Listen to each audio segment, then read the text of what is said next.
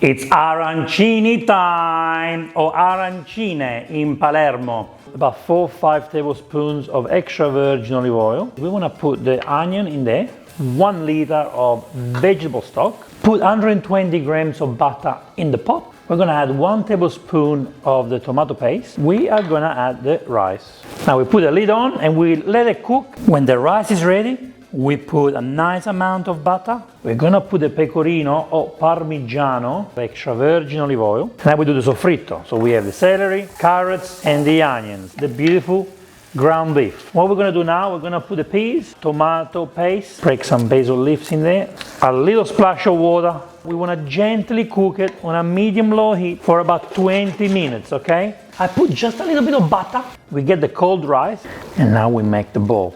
I'm going to show you how to crumb the arancini 2 different ways, okay? One way is with the flour and water. The other way is just with eggs. Put in the breadcrumb.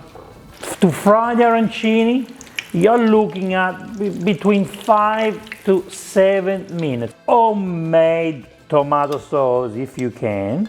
Then we're gonna place the arancino on top, a sprinkle of pecorino cheese, a nice basil leaf.